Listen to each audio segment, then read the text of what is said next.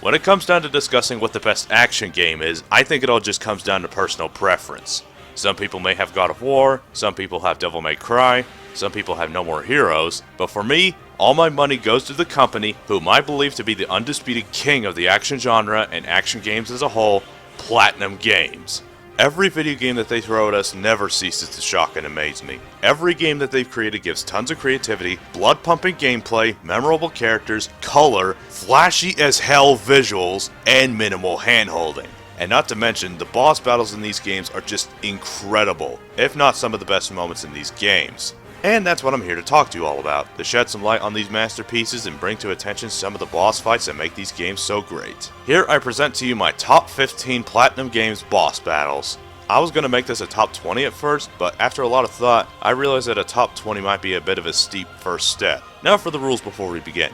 1. I haven't played all of their games, so nothing from Infinite Space, Anarchy Reigns, or The Legend of Korra. 2. No boss fights from Okami, Beautiful Joe, Devil May Cry, etc. Those are from before Platinum Games and it just doesn't feel right. 3. I will not be judging these boss fights based on difficulty.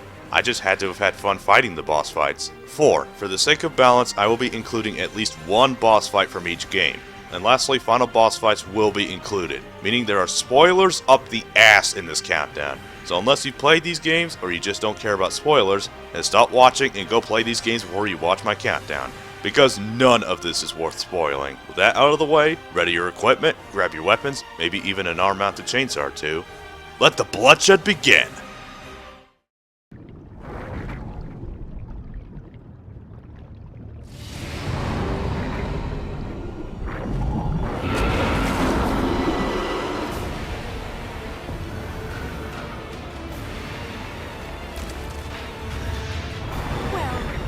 Right about the shortcut, but I think they've sent a welcoming party. Mad World is one of those simple beat-em-ups with the simple concept of walking around a small area and killing enemies to get points so you can fight the boss at the end. The game has 5 big main areas that have a specific theme to them, like the second level based off of Chinatown, the third level being based off of Haunted Castle, and then there's my personal favorite level in the game, Area 66, which is based off of an alien research lab. And each area has 3 levels with a boss fight that is based on mono-themed rejects, like the bosses from Hanged Castle based off of classic horror rejects. So I wonder, were the masters just rejected designs of Obi-Wan and Anakin Skywalker from Star Wars?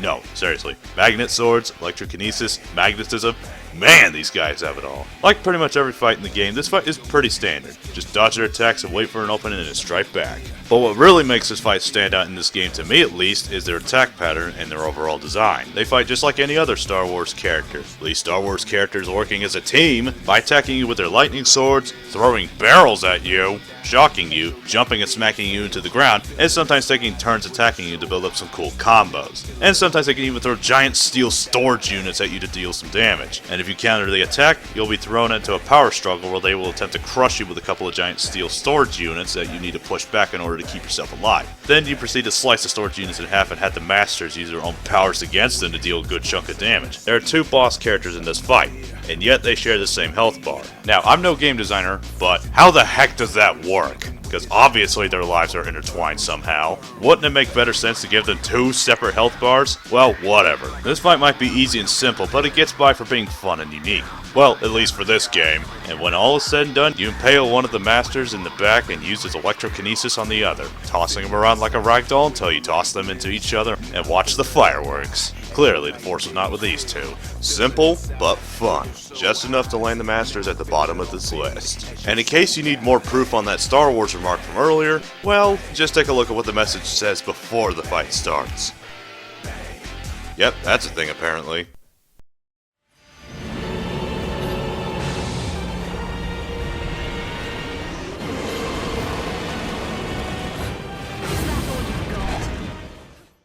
Vanquish. Out of all 6 of the games that I've played, I personally find Vanquish to be the weakest of the bunch. Now, I don't think it's a bad game, mind you. Heck, I still love this game, and I'd highly recommend this to anyone looking for a shooter that's tired of the stale, copy-paste franchise we all know about. Well, unless you don't like the cover system, that is. The gameplay's still awesome as ever, the boost mechanic was pretty original, and it has a ton of crazy crap going on at once to make even Mass Effect jealous. Hey, it's the creator of Resident Evil 4 for crying out loud. But that being said, the story's pretty generic and cliche, the game has less replayability than the others, and this game's boss battle roster, to say the least, was very hit or miss. Not that they're all bad, but frankly the boss battles in this game are pretty forgettable. Maybe that's just me, I don't know. Some of the boss battles like the Buzzard and the Crystal Viper, they just end up as powerful enemies later on. And others like the Argus robot force you to fight them again during multiple parts of the game, and the other boss fights are meh. But like I said before, I would include at least one boss fight from each game for the sake of balance, and to give credit where credit is due. Thankfully, picking at least one fight from this game was pretty easy. In fact, there are two good eggs to pick from the bunch. We have the Creon, who plays out more like an over-the-top level, and then there's the game's final boss, Zaitsev. As part of a recurring theme that you'll be seeing in this list a lot, part of why I like this boss fight in comparison to the others in this game is due to the sheer intensity and crazy that goes on in this fight, more so than the others. After the admittedly boring fight against Colonel Burns from earlier, this fight is easily a breath of fresh air in comparison. The fight has an interesting twist on the Bogey Alpha fight from earlier by forcing you to not fight one robot, but two robots at the same time. Both robots have the same attack pattern of firing bullet hell on you, but each robot has their own unique style. The blue robot will fire a ton of homing bullets at you, electric mines, and going in for a quick melee strike if you get too close for comfort. While the red robot likes to stick to the sidelines firing sniper lasers at you from a distance, mega lasers, and throwing bombs at you. This fight might sound annoying at first, but it's actually pretty fun and fair without sacrificing any challenge. You know, like any normal final boss fight should. The arena also manages to give you plenty of places to take cover for some cover fire, or some protection if you really need it.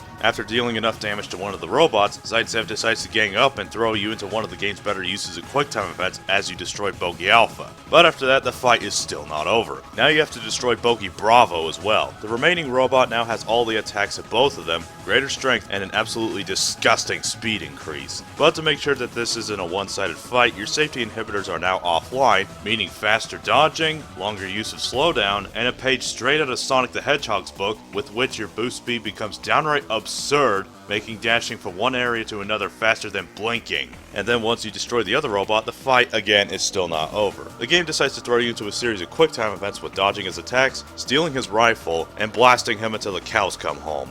So satisfying! That is until you find out that Zaitsev has been controlling both robots remotely from somewhere else. Not entirely sure how that works, but who cares? This fight manages to create everything that makes most final boss fights work. Fair challenge, great music, great test of your mastery of the boost dash and cover system. This fight is sure to satisfy on all those accounts. Now all we have to do is wait till the sequel, where hopefully we can finally kill this guy!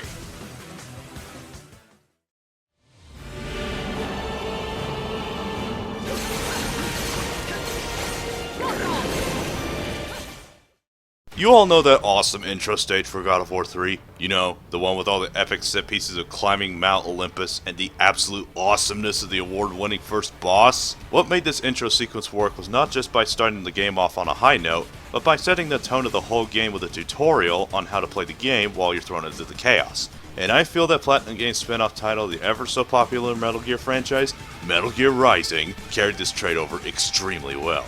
But with the stealth franchise carried over into an over-the-top hack and slash, how would you accomplish it? By playing as badass cyborg Ninja Raiden and facing off against a freaking Metal Gear Ray after a minute's worth of intro gameplay. That's how you do it. And holy crap, this is one heck of a start. While you were hacking away at a bunch of mindless mooks with your light and heavy sword attacks, this fight puts them to the test as well as teaching you the ropes of your ninja run and blade mode techniques right off the bat. If you played the other Metal Gear games before this one, then you'll know just how dangerous a Metal Gear Ray already is. The Platinum decided to throw one big f*** you to any Metal Gear lore beforehand by giving it Gatling guns, missiles, a plasma cannon that can split buildings in half, and turning one of its arms into a giant blade of death.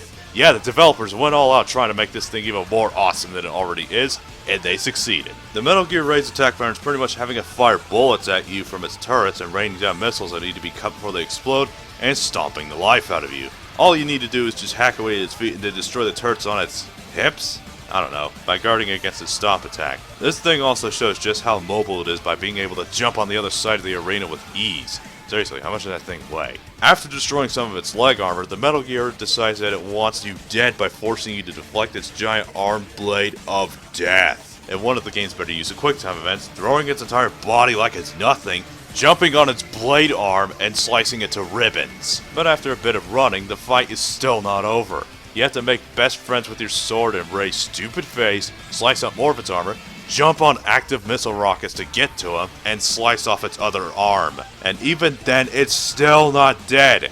You have to run down a giant clock tower while avoiding missiles, slicing him in half, and then it's over. Oh, so satisfying. Overall, not only did they do a good job making this a great fight to remember and a great way to start off an awesome game, they also did a fantastic job of fleshing out what Ryan can truly do.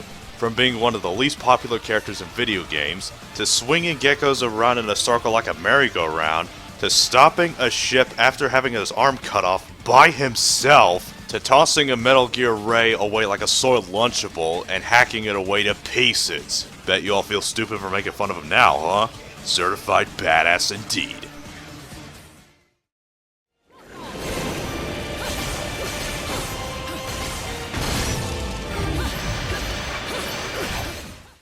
Ever since its release back in 2013, the wonderful 101 has garnered itself a pretty strong following amongst fans on the internet, and for good reason. And unless you're a subscriber to the Quarter Guy, the chances are that you've never heard of this game before. Take it as a suggestion from a newcomer. If you have a Wii U and you haven't heard of / tried this game, then stop watching this video, go out and take this beauty for a spin. Because not only is this game one of the best titles on the Wii U, the combat system is one of the most unique beat-em-up engines I've ever seen, the characters are entertaining, and this game hands down has not only the best roster of boss battles in Hideki Kamiya's history of games, but one of the best rosters of boss fights I've ever seen in a video game, period. And an awesome rival anti-hero character to boot. While Bayonetta has Jean, the wonderful 101 has not only my favorite character in the game, but in my opinion, the better boss fight between the two. Prince Forkin. In a game that has you fight off giant Japanese mecha fighting robots in a Punch-Out-esque style, a giant octopus, an alien virus inside of an alien, and even a giant mecha King Ghidorah, Prince Forkin is the only character in the game and one of the few boss fights on this list that fights you on equal terms in every way. Now you can say the same thing about Jean, but I didn't really care about her fights nearly as much because, as a character, she's not really as deep or interesting. Which is something I feel that Forkin manages to do way better. And as a plus, his voice actor is Quentin Flynn. Yeah, cheer on, fanboys. Throughout the game, you meet up with Forkin and his band of Gaizoc space pirates during multiple parts of your adventure, and each time you fight him, things start off with some pretty intriguing, sometimes funny, and occasionally cheesy dialogue, but he is a character that you should not underestimate. And with that said, the fights with him are awesome. His attacks mostly consist of copy versions of your attacks with some minor differences here and there, mostly consisting of Unite moves that you have learned around the time, some attacks that you probably haven't learned yet, and even some original attacks of his own, including dodges and a guard break that you need to watch out for. And since he has 100 men on his side each time, and unless you've been going the completionist route and collecting every hidden wonderful one, then you're probably going to be outnumbered. But at the end of each fight, it's completely pointless, because since you fight him on top of his ship, the Mazier, you can't kill him due to the ship giving him his awesome power. And as another kick to the nuts, it heals him. Thanks, developers, that helps a lot. That is until later on in the game. Before you advance to the fourth fight with him, the sexy space cop Gomorrah becomes your ally temporarily. And aside from making Wonder Green completely useless, she reveals Forkin's backstory and as to why he's like this. As for his backstory, well, I'm not gonna tell ya. You'll just have to play the game for yourself if you want to know. Sorry. And then when you reach the 5th goddess statue, you see that he's already beat you to it, and he even offed one of his own fellow commanders. Allies? Does the New York Fats ally with the Dizbong? I'm sorry, could you repeat that? Does the New York Fats ally with the Dizbong? Yeah, that didn't make any sense. On to the fight. The fourth fight with him is essentially the same as the other 3 fights, with very few differences. But just you wait till you drain his health for the first time. After you clash fists with him and slap his Mazier away like a ping pong ball, Forkin throws off the boxing gloves and it gets tight up in here. Forkin activates his own unlimited form, aka Teo form, and things get serious from here. Then you activate your unlimited form, and then the ultimate clash of armies ensues. The fight is pretty much the same, except he has more attacks, the music is more tense, and the fight is way more difficult. And it's at this point where the game starts to take a turn for the darker and more serious. Oh, and Wonder Pink has to go and ruin a serious moment for us. Thanks for that, by the way! The final fight with him and his character are the reasons I picked him as one of Platinum's greatest. But there's only one reason that Forkin is so low on the list, and it's a rather personal reason for me. You have to fight him 4 separate times! I mean, come on, Kamiya! I love your games, but this is too much! I mean, sure, he gets a new attack or 2 during each fight, but other than that and a few different backgrounds, nothing changes. I mean, it's no Orochi from Okami, but this is too terrible! Still, annoying as it is being forced to fight the same boss on repeat, this is still a great boss battle with one of the best anti-heroes in recent years that isn't going to be forgotten anytime soon. One last thing, since Sakurai has revealed that they will be doing DLC for Smash Bros., and since they brought back Mewtwo a couple months ago, would it be too much to ask if you guys could put Forkin in Smash Bros. 4 as a playable character later down the line? Sure, the character I wanted the most was Ghirahim from Skyward Sword, but unfortunately, he didn't get in. But thanks to the Smash Fighter ballot, there's a chance that he could get in. That being said, Sakurai, if you put Forkin in as a playable character, all of your sins will be forgiven. Or at the very least, Wonder Red. Just think about it, Sakurai, please.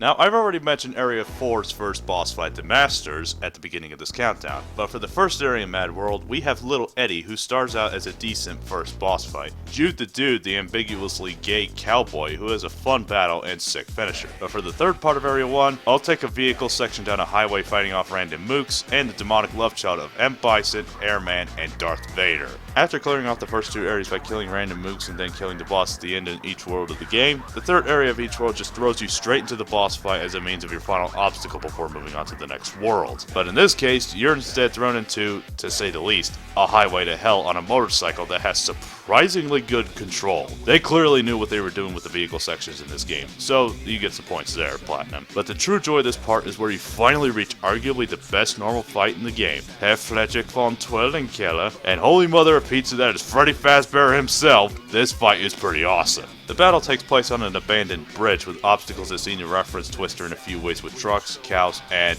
before you point out the obvious, twisters. You have to chase him down and avoid all the debris that he throws at you while generating tornadoes and small twisters that toss you all over the place. But hey, you're Jack Kamen, so there isn't much stopping you, is there? And then when you finally get to him, he starts rolling out the wind turbine falcon punches that can literally blow you away. Which, by the way, is something I want to bring up real quick. Jack, being the tank that he is, takes very little damage if he's thrown around by a tornado. But if you get hit by his fists or spin kick, it deals more damage to you. I mean, seriously? Taking more damage from a punch than a tornado. That's like you take 36% of damage to your health bar if your head is torn off, though a small punch kills you instantly. Well, whatever, it's video games, don't question it. Again, the fight in itself is pretty simple, just like every other fight in the game. Watch his moves, dodge, and then cut him to ribbons with your chainsaw. After you cut his health down to half and activate one of the most epic power struggles in the game, with which he grabs you into a twister, you have to counter by using your chainsaw and slicing his arm off for some massive damage. In which case you can use his wind turbine arm that you just cut off to attack and take a good chunk of his health away. But only once. But hey, this guy can still pack a punch even with his arm gone, because his punch combo changes to 2 punches and a spin kick. That somehow still hurts you more than a tornado.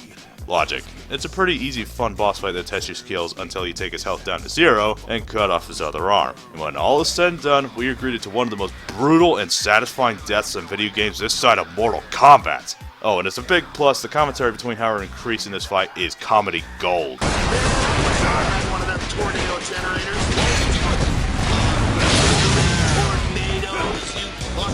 And also, he looks pretty freaking cool. Man, no wonder the fans love this fight so much.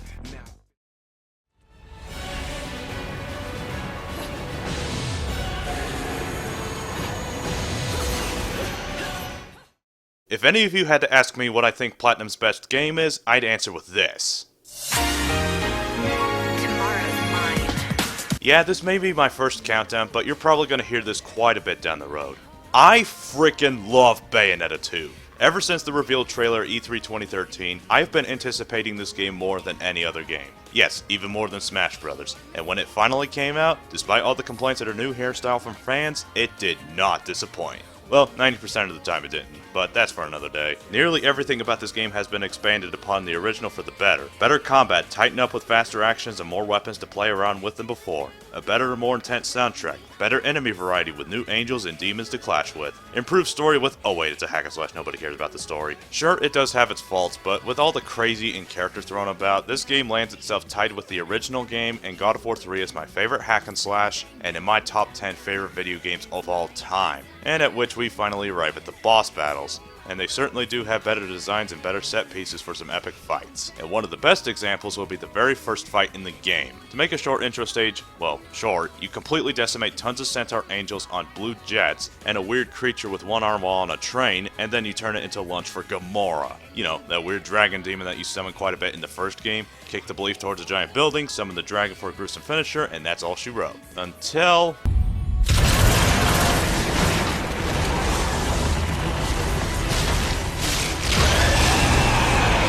oh crap, we're screwed. Gomorrah just broke out of the portal and all of a sudden decides that he wants you dead.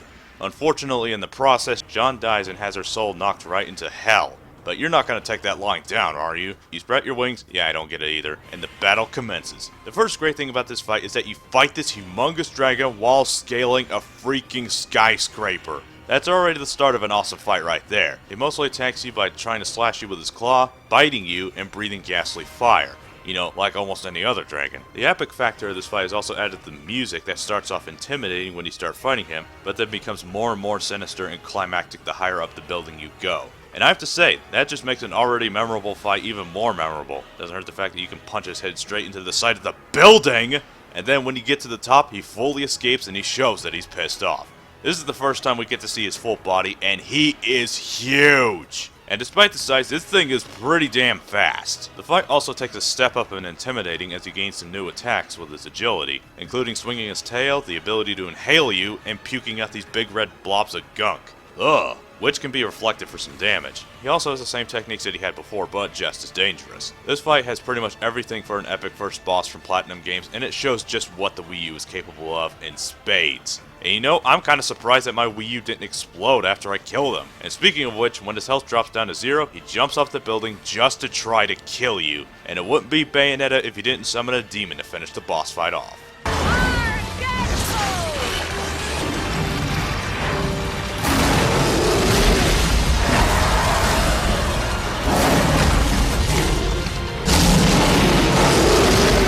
Wow, this game's nuts. But as awesome as this fight is, the only thing that bothers me about this fight and why it isn't any higher is because it's too short. Seriously, you could beat this boss fight in 2 minutes, 1 minute and a half if you're lucky. Yes, I know this is the first boss fight in the game, but I think we could have benefited from having this fight be a little longer. But still, this fight is pretty awesome, and I sure did feel like I was facing the final boss from the beginning.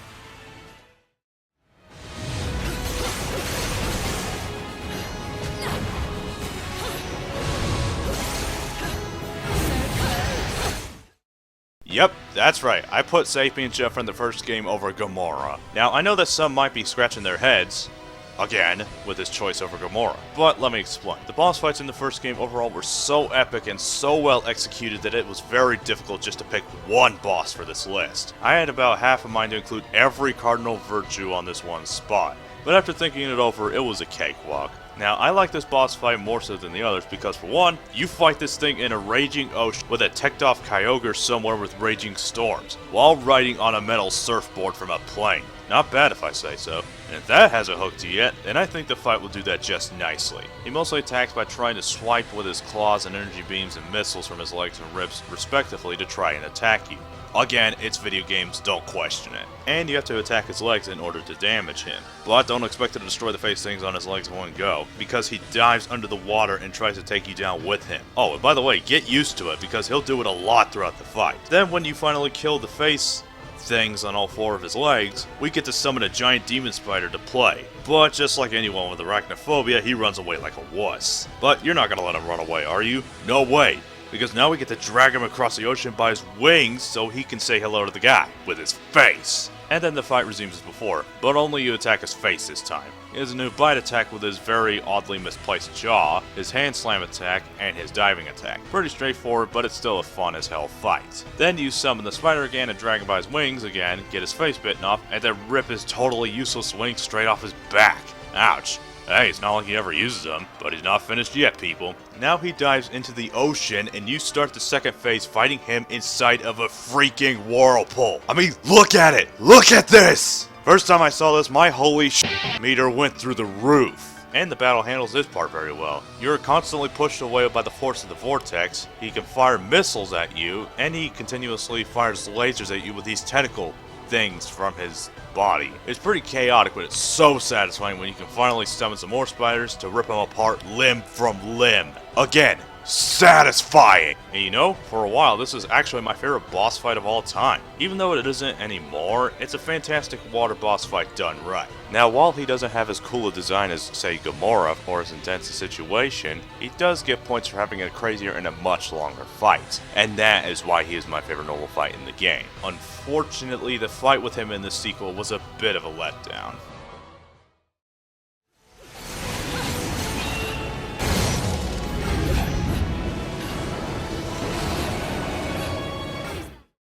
Out of all the things I feel that Bayonetta 2 did right, and one of the things I feel that improved Bayonetta as a character better than most, is the events of the story. One of the set pieces in the beginning of the game that I covered earlier is when Jean's soul was dragged into hell after she saved Bayonetta from being killed. What transpires is hardships of fighting angels and demons alike while escorting Loki to Fimbulventer, and at the same time diving into the depths of hell, fighting off pyrokinetic spiders, avoiding giant centipedes in the sky, climbing all over these spiky tentacle things, and breaking into the Queen's lair. Just goes to show how determined Bayonetta is to save her best friend before she dies, and this becomes all the more relevant in the fight with the evil Queen of Hell herself. At first she's more than willing to forgive you and let you leave for, you know, breaking and entering, but you're not just gonna give up and leave, are you? After a quick dialogue and some more property damage, the most violent cat fight ever begins. And boy, did this fight ever pay off. The battle is somewhat very simple, what with your skills being tested by dodging her whip attacks, plans that spew this weird slime at you, and some surprisingly acrobatic claw attacks. This fight will make sure to keep you on your toes until the very end. Not much else to say about this fight other than the rather catchy music, nothing too threatening. That is until you drop her health to 0 for the first time.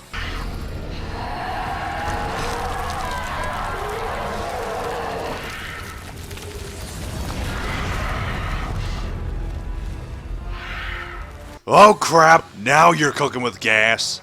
After she transforms into this weird scorpion creature by using Jean's soul to power herself, the game's serious meter amps up way past Super Saiyan God. She's angrier, she's even more dangerous, her attacks are stronger, and even the environment looks pissed. Accompanying this situation is the music, which is more intense and pretty much screams to your face, "You're screwed." This is one of the most intense boss fights I've seen, and the most intense boss fight in the game, because not by how flashy it is, but because of the scenario at hand. This is the last obstacle that stands between you and saving your best friend from dying. You win, you get Jean's soul back.